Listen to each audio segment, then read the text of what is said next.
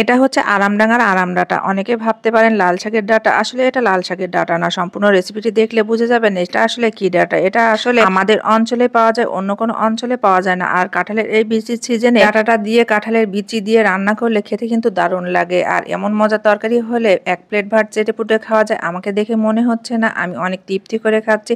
আসলেই অনেক মজার এই ডাঁটা দিয়ে কাঁঠালের বিচির তরকারিটা। তার জন্য সবার প্রথমে আমাদের কাঁঠালের বিচি লাগবে। কাঁঠালের বিচি যেহেতু শক্ত থাকে, খোসা ছাড়াতে সময় লাগে, তাই আমি ১ ঘন্টা আগে কাঁঠালের বিচিটা বেছে ধুয়ে এভাবে পানি দিয়ে ভিজিয়ে রেখেছি কাঁঠালের বিচির উপরে খোসাটা ছাড়ানোর জন্য। এখন আপনাদেরকে দেখিয়ে দিচ্ছি এই যে ডাঁটাটা আমি কেটেছি। এর ডাঁটার উপরে যে লাল খোসাটা থাকে সেটা কিন্তু ফেলতে হয় না। গোড়ার দিকে একটু শক্ত শিকড়ের মতো থাকে, সেই শিকড়ের অংশটা একটু হালকা করে ছিলে নিয়ে ফেলে দিতে হয়, কিন্তু খোসা ফেলে দেওয়া লাগে না। আর খোসা শুদ্ধ এই ডাঁটাটা খেতে কিন্তু দারুণ লাগে। এর ফাঁকে আমি কাঁঠালের বিচিটা পরিষ্কার করে ধুয়ে উপরের যে কালো অংশটা থাকে সেটা উঠিয়ে নিয়ে ঠিক এভাবে লম্বা লম্বা করে ছুরির সাহায্যে কেটে নিয়েছি। আর কাঁঠালের বিচিটা আমি এখানে দিইনি, কিছুটা দেব তরকারি অনুপাতে। কাঁঠালের বিচিটা এখানে দিলে খেতেই বেশি ভালো লাগে। কোন অঞ্চলে এই লাল ডাঁটাটা পাওয়া যায় অবশ্যই কমেন্ট করে জানাবেন। আর কাঁঠালের বিচি দিয়ে রান্না করে কিনা সেটাও জানিয়ে যাবেন। আর এই কাঁঠালের বিচি দিয়ে এই তরকারিটা খেতে কিন্তু দারুণ লাগে। এখানে আমি একটা ব্লেন্ডারের মধ্যে ৪ থেকে ৫ কোয়া রসুন, কাঁচা মরিচ আর ১ চামচ পরিমাণ জিরা দিয়ে একটু ব্লেন্ডার করে নেব। এখানে আমি তেমন কোনো মশলা ব্যবহার করব না।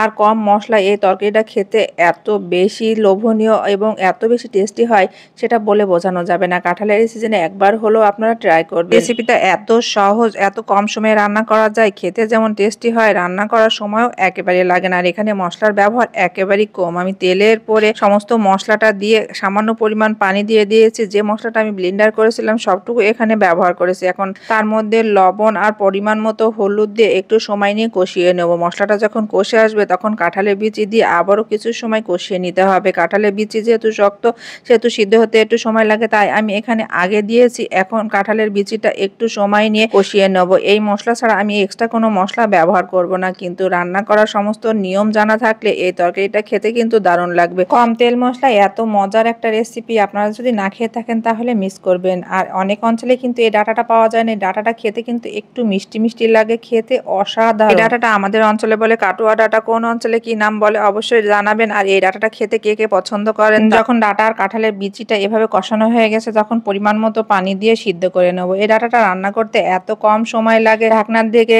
ঢেকে আমি সিদ্ধ করতে বসি। আর একটা চুলাইতে কিছুটা তেল দিয়ে তার সাথে পেঁয়াজ কুচি দিয়ে বাগার দেওয়ার জন্য রেডি করে নেব। পেঁয়াজটা একটু মুচমুচে করে ভেজে বাগার দিয়ে কিছুক্ষণ সময় নাড়াচাড়া করে নামিয়ে নিয়েছি। যদিও এই তরকারিটা একেবারে নিরামিষ, খেতে কিন্তু অসাধারণ। মাছ মাংসের কোনো সোয়া ছাড়াই যে এত মজার একটা তরকারি হয় আপনারা না খেলে কিন্তু মিস করবেন। অবশ্যই কাঁঠালের বিচি সিজনে একবার হলেও ট্রাই করে দেখবেন। ধন্যবাদ সবাইকে।